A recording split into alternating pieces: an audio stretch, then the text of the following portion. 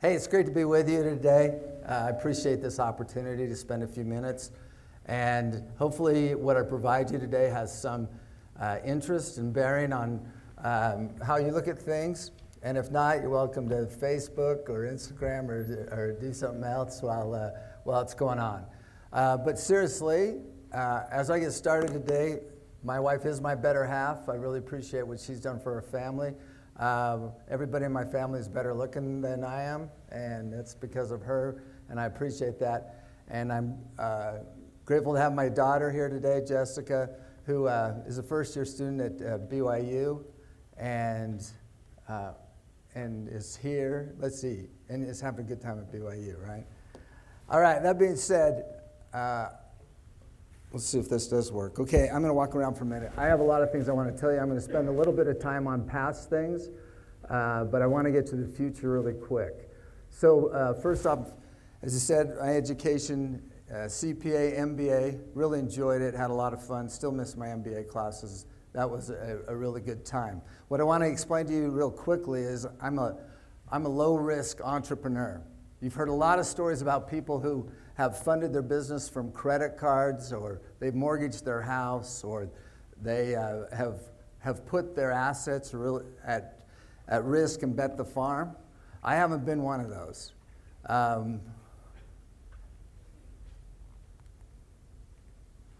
And what I have done is that I've made it a point all through my life that even with my jobs, my intention was that I wanted to make the same amount of money from other activities, from entrepreneurial activities.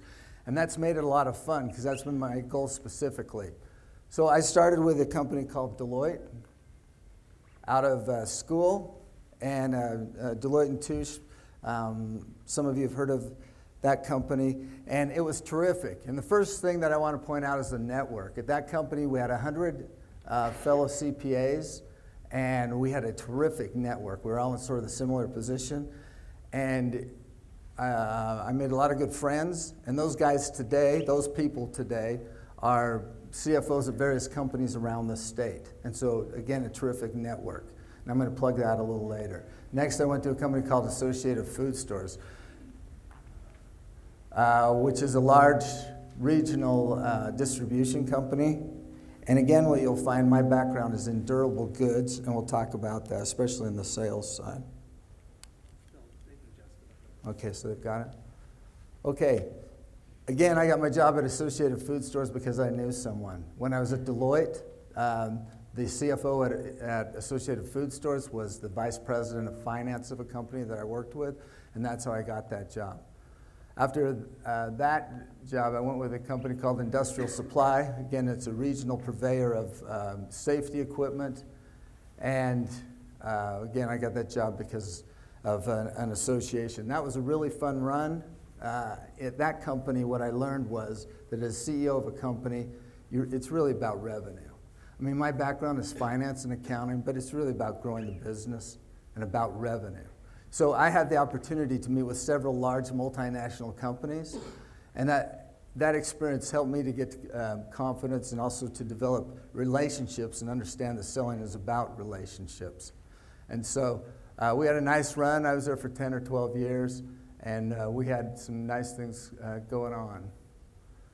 We've got some points here. I'm going to move through these somewhat quickly.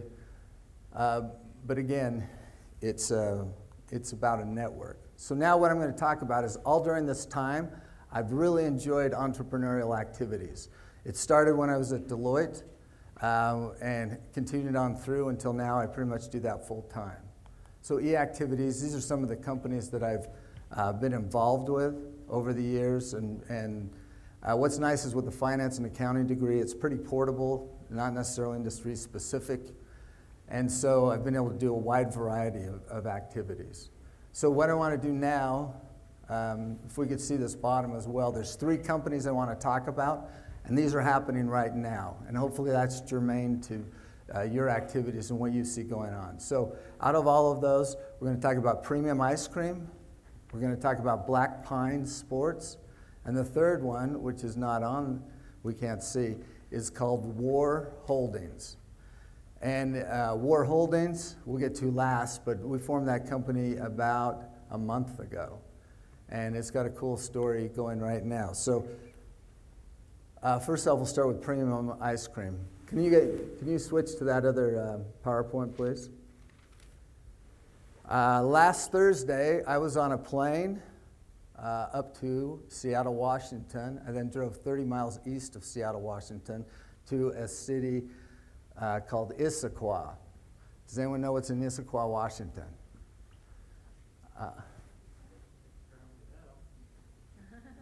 No? But there's a company called Costco. The world headquarters are in Issaquah, Washington. So I was up to see Costco and meet with the head buyer for the frozen food. Now, Premium Ice Cream is a company that I bought with a couple buddies. We bought it almost 20 years ago. It is, how many have had a creamy? Oh, I like that. Who hasn't had a creamy? That's what I should be asking. Creamies have been an incredible amount of fun. First off, I have partners that I would do anything for. I love those guys. They are wonderful to work with. And what it is it's a reduced fat novelty bar that comes on a stick. And again, most of you would know what that is. And we have just had a riot with that company. So what we have is we manufacture it in Cache Valley. And we have a machine that goes about from here to the end of the stage that you put mix in on one end, and at the other end comes out wrapped creamies. And in a shift of 10 hours, we'll manufacture 86,000 creamies. And in a year, we'll do around 17 million creamies. So in the summer, that machine is just cranking nonstop night and day, and it's really fun to see the creamies come out. So we have 13 different SKUs. Again, reduced fat is the big deal, and right now gluten-free is really hot, and we happen to be gluten-free, so that's a big issue as well. Again, if you saw the rest of this, you see we also have yogurt creamies, which is our newest product, and that's been out for a couple years. So I'm going to move through this pretty quick, but we sell that through pretty much any retailer in the Intermountain area. Do I have a graph? So I have a graph there of the different accounts we have. We're also in Arizona, Southern Cal, with Walmart and also with Costco. So what we continue to struggle with is how you take a regional brand nationally, because again, we're dancing with elephants on this project, because if you think of Nestle's, Haagen-Dazs, Healthy Choice, which is owned by Sara Lee, these are mega brands. They're really big, and the question is how we get mind share and keep ourselves in these companies. So what we do that works really well here locally is we have a junior creamies that we use in the lunch program, which is a nice way to get kids started early on the creamies, right? And so that's been a good thing. And then we also do a lot of promotions, okay? Now, I just blew through. This is a presentation that I usually do, but what I want to do, because I thought this would be more fun, is get back to Issaquah, Washington, going in and seeing the buyer there. So I'm up there with our salesperson, and we're going into that meeting. We only get to see that buyer one time a year. There's two buyers, Kim Bowie and Lori Madison is the assistant buyer. We'll talk to them, but we only get one chance each year. Costco is a very tough account, as you can imagine, on suppliers. And what they do with our product is as soon as it drops below a certain level in movement, they discontinue it. And that typically happens November. So November, it drops below their line, and then they'll take it out for about 4 months. So each year, it's really on pins and needles because we have to go back up and state our case. Well, if you think about it, how important is Costco to creamies? Yeah, it's pretty important. I mean, it's 10, 12, 15% of our business. How important is creamies to Costco? Could they live without us? Yeah, exactly. So again, we're a regional player. We're in 18 of their stores, which go up to Montana and down through Las Vegas. But still, they could live without us. So if you put yourself in that position as you're going in, just think for a minute, what does that buyer want from us as we go in there?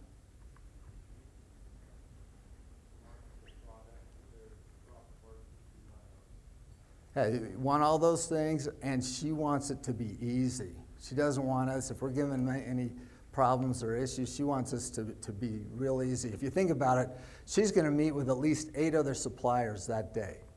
And she wants this to be pain-free. And as we look at it, we say we want to reduce her pain so that we make it real easy for her. She doesn't want to hear problems from the store managers, and particularly from her bosses. And so I had about 20 slides I just went through, but I prepared 4 for that meeting. And we're going to go through those now with Kim Bowie and Lori Madison and what we talked with her about. So this is our Costco Premium Ice Cream presentation. And again, right now we're out of Costco's. We've been discontinued. They only have 2 products that they keep, and they happen to be national brands. They really shrink it down, and they put in pies and other things. So here's our presentation to Kim. First off, highlights and successes. I want to hit that really fast. The good news is we're up 17%. What's the rest of the category up? Do we know that? If not, we should, so that we can say, hey, look how cool we are. We're at 17%. When we were in the stores, we're moving per store per week, $1,300 per week. Again, is that good or bad? Well, it's a lot like you guys, when you take tests, you want to know how they're going to grade you. They happen to grade us. 1,200 is their key level. So $1,200 per week per SKU is super important to them, and if you hit that, then you're in fine shape.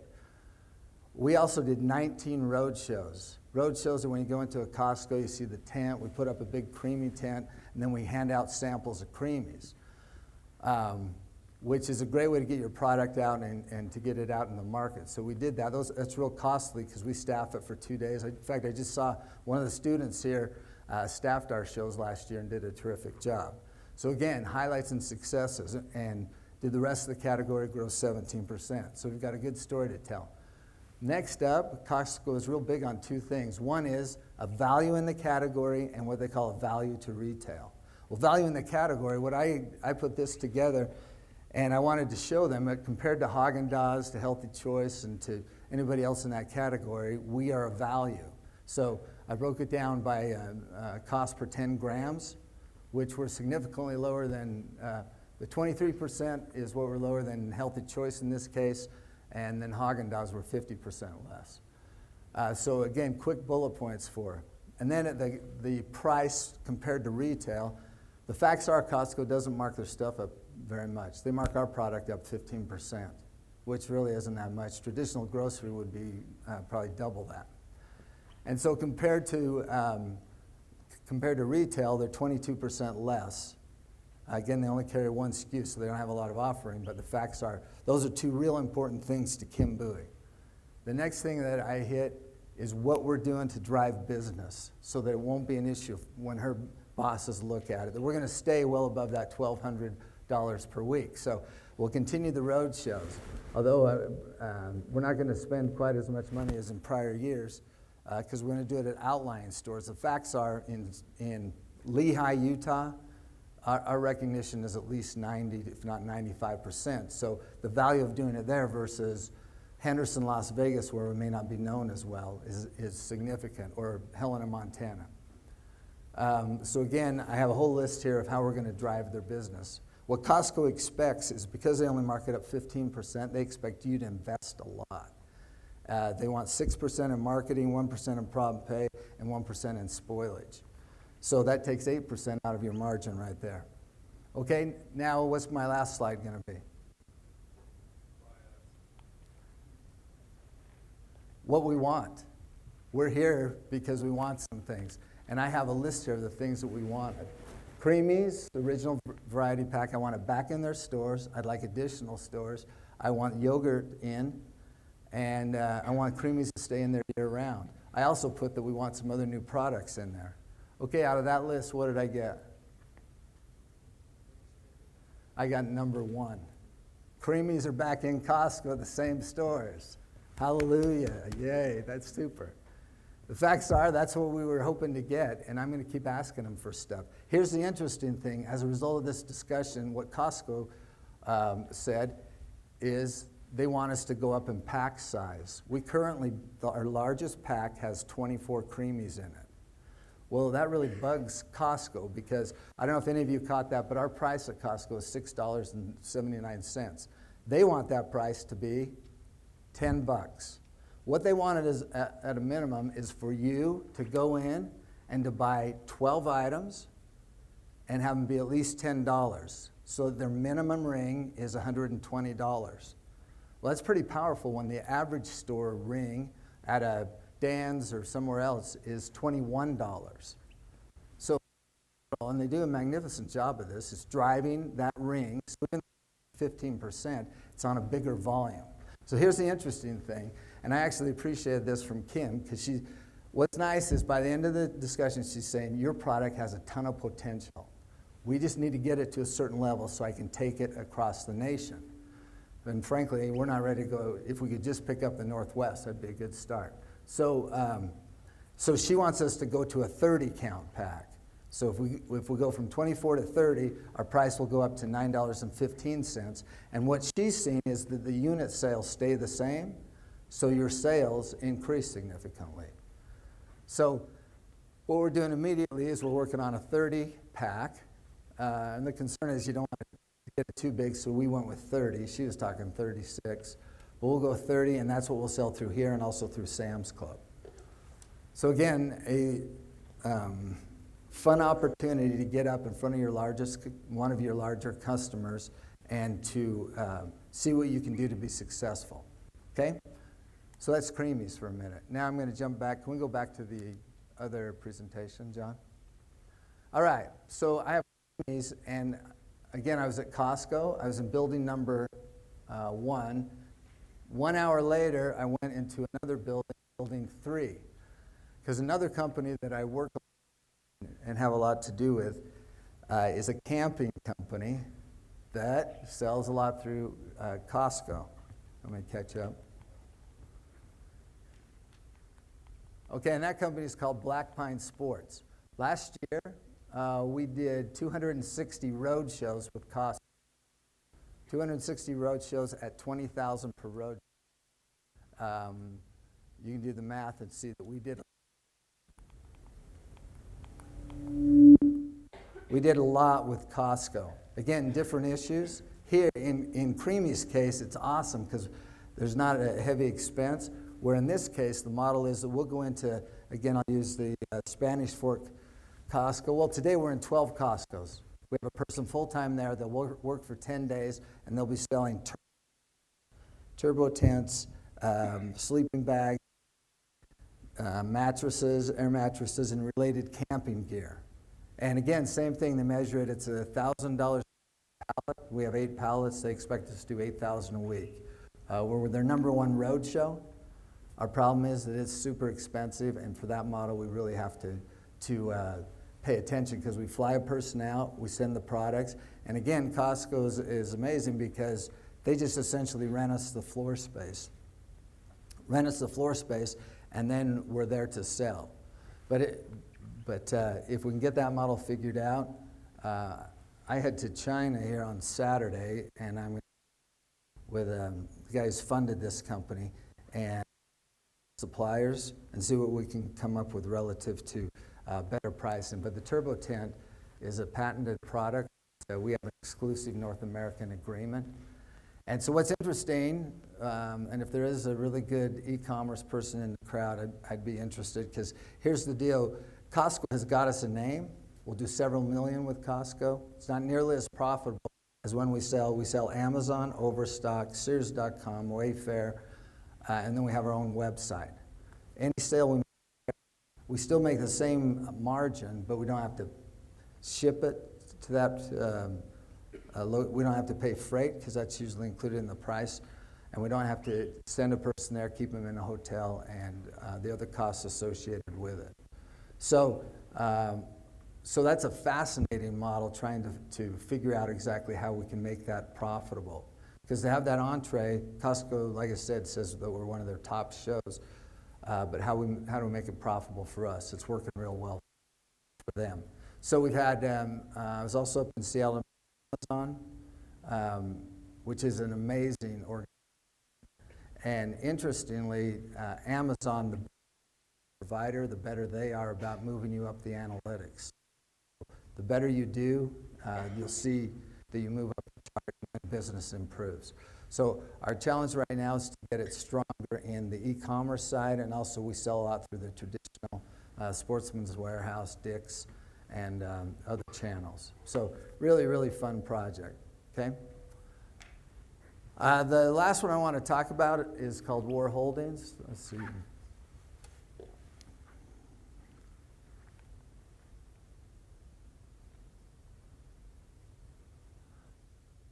Network I talked about, put your feet on the floor is really the idea that if you're making $50 from your job, you should be able to make $50 from other activities.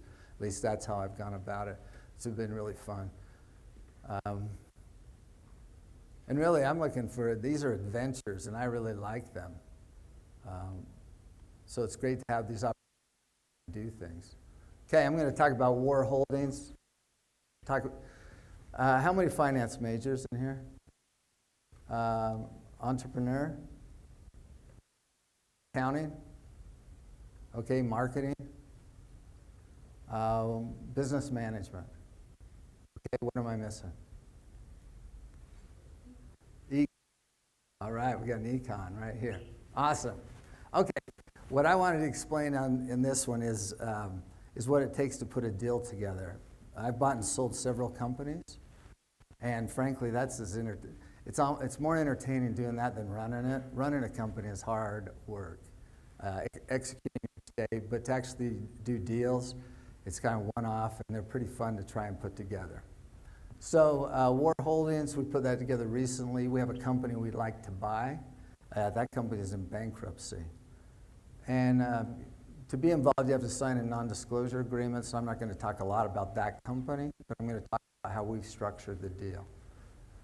Okay, this company is going to cost around $20 million is our guess. Again, it's in bankruptcy, so it'll go through an auction. So we'll see what the final cost ends up being. So with a couple buddies, we've worked to put this together. We started the first week of December, so it's happened pretty quickly. And the way we've done it is the funding.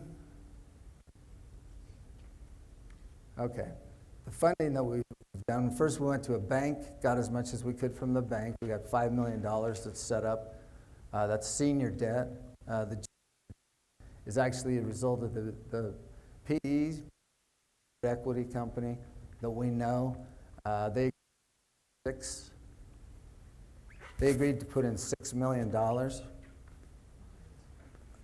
Yeah, should I go with this one? Hello? Okay, keep talking. So the PE large fund agreed to actually put in $9 million, but of that $9 million, they wanted $3 million to be debt, a loan to the company that would get repaid. And so that's what's called junior debt. So it's subordinate or in second position to the bank. So $3 million in junior debt. Then they have agreed to put in $6 million, and then a smaller private equity fund that we know is putting in $3 million. And then between management and people that we know, we have $4 million. So again, if you can see this, you'd see there's a total of $20 million that we've put together from these different sources. The deal, the structure of the deal is that we do preferred stock, 80% of the company. So what's really going to happen, three of us put this together, so we're going to keep 20% of the company. And we're keeping that for putting the deal together as far as setting it up. So we're really selling 80% of the company for, if you take out the debt, 60% is equity, 40% debt. So again, $20 million minus the 8 is $12 million. So for $12 million, we're selling 80% of the company. Okay? So I was in an attorney's office yesterday, finalizing the asset purchase agreement and the term sheet for this deal. And it's way entertaining because, again, we've got competitors that are interested in this company, and what we'll end up is going through a bankruptcy auction. And just so you know, that's how I bought Creamies. was a bankruptcy auction, which I'm going to tell you that story real quick because we got into that auction. And I mean, it's sort of like it gets a little bit into your blood, so you got to really watch yourself on the bidding. But we were across from some ice cream people. We made the last bid, and they said, it's too high, we're not buying it. And when they said that, I thought we'd made the dumbest move ever. I mean, they're ice cream people, and they're not buying creamies? Come on. If it's too high for them, what are we thinking? We didn't know one thing about creamies. In fact, the way we got into it is my buddy sold them packaging and said he thought it was a good company and that the money was being used for another enterprise that they had. So we bought that, and it worked out fine. So anyway, that's what we're going to do again with just a few more zeros. So what we'll do is provide a return to these folks by distributing dividends and then also on the upside. So the company that we're buying operates, it's a multinational company, about 300 employees, and has good operations outside the U.S. So again, fun project. I'm hopeful by the time I get back from China that we'll be in a place where we can finish this bid process.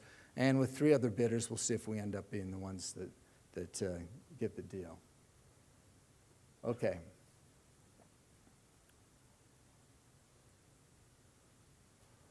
Okay, so a couple things as I wrap up. Some of the lessons. First off, going back to the low-risk entrepreneur, Warren Buffett has a quote. It goes like this: I'd rather be certain of a good result than hopeful of a great one. And that's one that I feel very strongly about. And so I've always made sure that things were taken care of, that my wife didn't ever have to worry about us being over-leveraged or that sort of thing. Very important. The second is that you actually have to make it happen. I met with a guy this last week. He's applying at Adobe, so he wanted me to be a reference for him and had some other business plans that I need to go over. Part of the, at Adobe, as they interview you, you have to give them a 90-day plan of what you'll do in sales. You know, and as I read through that and gave him feedback, it was interesting because he was surprised they would ask for that. And he said, is this pretty common?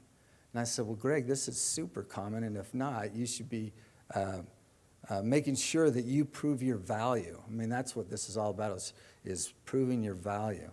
And I had one other guy that I was talking to who wants a position with a buddy's company. My friend is the CEO. His name is Chet. And he says, hey, I've talked to Chet, but he says there's not really any positions right now, and he'll keep talking to you. And I said, well, have you gone to Chet with a plan that shows how you'll add value to his company? I mean, he's hiring like crazy. For sure, there's a place for somebody who can add value and show them how they can add value. I mean, these internships, the same thing. In this case, I said, tell him you'll work for free for 3 months and show him what you can do. Have a plan of how you can add value to his company, and for sure he will hire you. You know, this is your career. It's just like your education, like a lot of things. You got to grab it by the neck and really take hold. I like another quote. There's a quote by Hannibal, who was a general. He said, we'll find a way or we'll make one.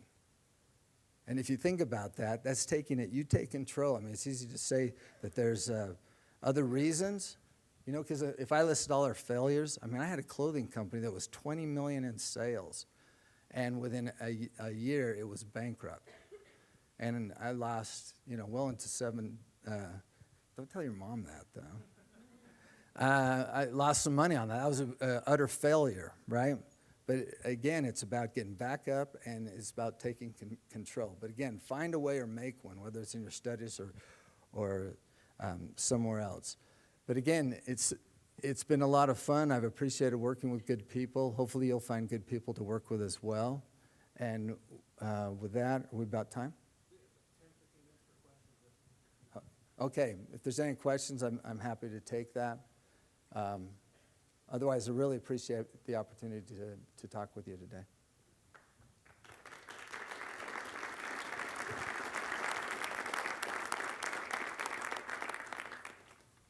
Go ahead, question up here. Speak loud so we can hear you.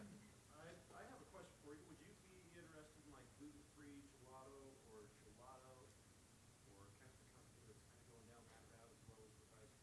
Oh, yeah, I think so. If you get a chance, go to the Gluten-Free Expo that happened about 6 weeks ago. It is phenomenal, the explosion in gluten-free. I think anything gluten-free in the food industry is in a good space right now.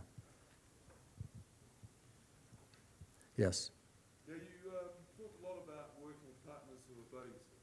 Do you find any ground rules helpful to keep those relationships from getting messy or complicated or having bad blood between each other? Yeah, I think that for those of you who are married, it's really, you'd have to overperform. Like I never, if you think about, hey, he got $1 more than me, or I'm working harder than him. For example, in Creamies, there's 3 of us, and some have day jobs that keep them busier than others, and so there's more. Like I was the owner who went up to Costco, and again, I have no worries that just can't be an issue that they didn't go and I did. So I think if you have that attitude of what would you do if you owned the company 100%, that's what I try and look at it, is say, how hard would I work if I owned it 100%? It happens to be that I have 2 really good friends that I work with, so that's how. I got a question for you, John. Your businesses are all over the map as far as industries and so forth. Do you worry about a specific industry as to whether or not you have expertise on that, or is it more about the deal and the opportunity to create revenue? Yeah, that's a great question. First off, I love that they're in different spaces because it's a lot more entertaining than doing the same stuff all the time. But more importantly is my background is finance and accounting.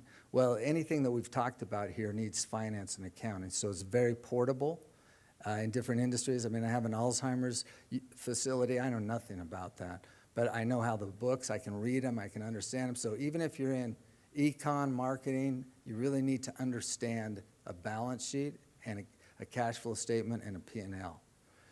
So those are real important. So in answer to your question, I really think that makes a difference.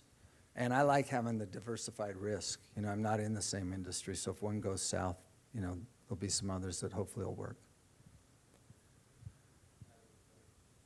Why don't you want to go to 36 creamies per box if that's what Costco wants? What's the thought process to keep it at 30? That's a really good question because, again, going to 30 gets us 25% increase, right? So why not go to 36 and get a 50% increase?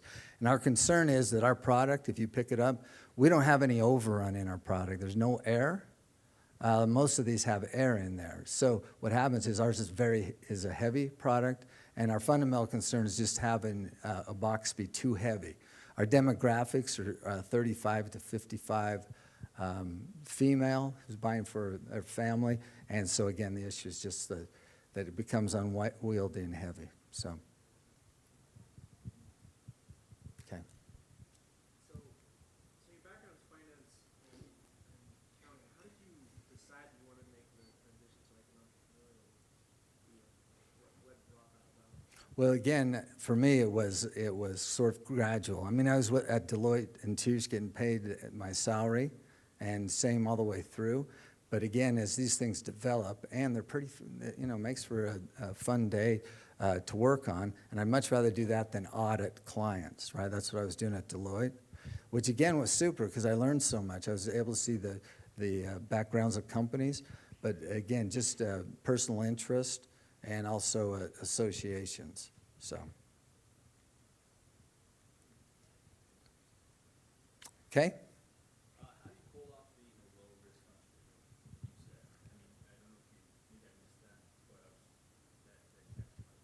Okay, so let's start there. If you have some amount of money and you have some friends, you can start right now a project. I mean, think about it, whether it's washing cars or